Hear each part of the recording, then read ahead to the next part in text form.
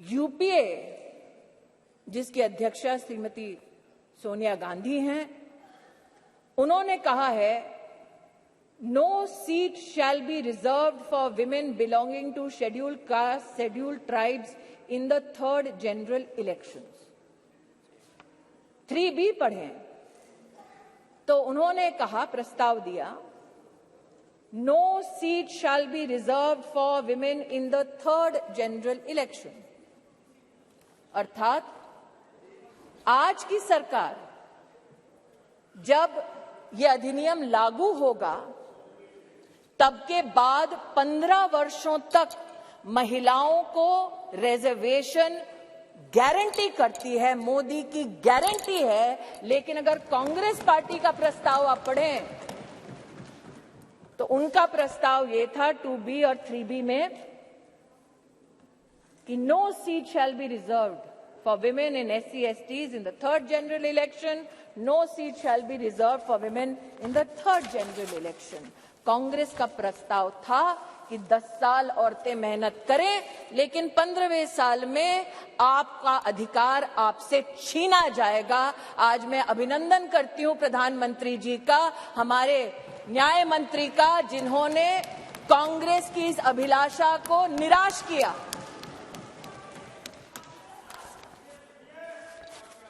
फिर इनका ये वक्तव्य कि आप अभी क्यों नहीं कराते। महोदय, हम जानते हैं कि संविधान को छिन्न भिन्न करना ये कांग्रेस की पुरानी आदत है, लेकिन आज अगर आप इसी गरिमामय संविधान के अनुच्छेद 82 को पढ़ें, 82 ये किताब नहीं है संविधान का मेरे हाथों में, तो आपके लिए किताब होगी, हमारे लिए पूजनीय है, संविधान है ये।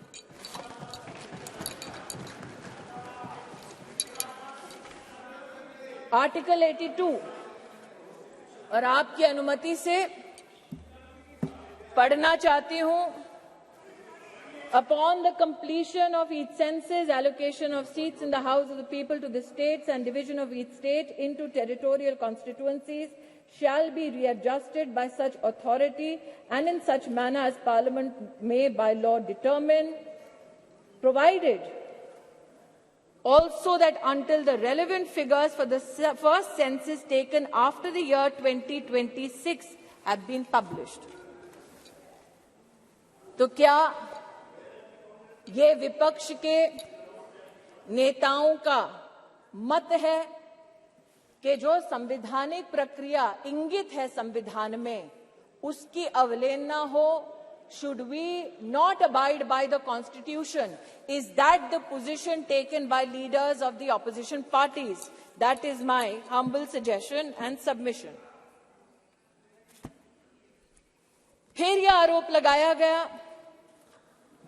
कि आप ओबीसी और मुस्लिम रिजर्वेशन क्यों नहीं देते। मुझसे ज्यादा अनुभवी लोग जो वर्तमान में बिना माइक के और पीठ की परमिशन के दांत चबा चबा कर बोल रहे हैं, उनको शायद इस बात का आभास नहीं कि संविधान में धर्म के आधार पर आरक्षण वर्जित है। इसलिए मैं आज आपके माध्यम से महोदय आग्रह करना चाहती हूं कि ये भारत वो भारत है जहां पर आज लोगों के पास व्यवस्थाएं डिजिटली भी पहुंची हैं, और इसीलिए हमारे देश के नागरिक जिस प्रकार से विपक्ष भ्रमित करने का प्रयास कर रहा है,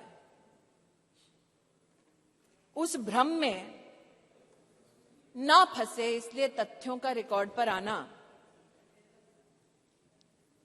उचित है। जो आज इस सभागार में बिना पीठ की अनुमति के आते ही एक शब्द का उच्चारण कर रहे हैं, इनकी राजनीतिक पृष्ठभूमि देखी जाए तो महिला के साथ विधानसभा में क्या आचरण करने का इनका इतिहास है। ऐसे लोग आज महिला की मर्यादा पर टिप्पणी ना करें तो इस सदन की शोभा बढ़ेगी। जो जानना चाहते हैं साफ साफ क्या बोलना चाह रही हूं, वो ये कि राष्ट्र सरकार के इस फैसले को स्वीकार करते हुए नारी शक्ति वंदन अधिनियम को समर्थन देती है। राष्ट्र की महिलाओं के संवैधानिक सशक्तिकरण में अगर विपक्ष रोड़ा ना बने तो हम कृतज्ञ होंगे। महोदय, आज जिन लोगों ने इसको जुमला कहा और कहा कि हम चिट्ठियां लिख रहे थे इसलिए काम हुआ,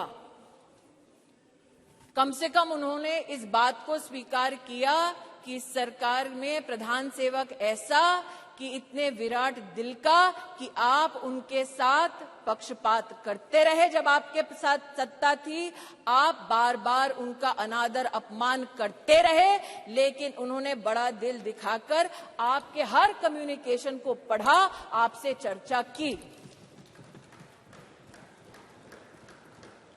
मैं स्तब्ध हूं कि आज जिन लोगों ने व्याख्यान किया महिला सशक्तिकरण का, वो ये भूल गए कि सत्ता उनके पास थी, चमन उन्होंने लूटा, वरना आज जैसा कि प्रधानमंत्री जी ने कहा कब का ये गुलिस्तां हो चुका होता और हम जो साल 2014 में माननीय प्रधानमंत्री जी के नेतृत्व में देश की सेवा के लिए अनुग्रहित भाव से इस सदन में आए, हमने तब से लेकर अब तक महिला उत्थान के लिए विभिन्न इकाइयों के माध्यम से, योजनाओं के माध्यम से प्रयास किए। इस सदन में महिलाओं के लिए टॉयलेट्स बनाने की बात हुई, इस सदन में महिला को किस प्रकार से घर दिलवाया उसकी बात हुई, लेकिन महिला सशक्तिकरण माननीय प्रधानमंत्री जी के लिए एकमात्र टर्म से संबंधित, योजना से संबंधित संकल्प नहीं। जब से उन्हें भारतीय राजनीति में राष्ट्र की, प्रदेश की अपनी सेवा करने का मौका मिला, तब से उन्होंने कहा कि मातृशक्ति गवर्नेंस का केंद्र बिंदु होना चाहिए, क्योंकि इन्हीं महिलाओं के माध्यम से प्रदेश और देश विकसित हो पाएगा।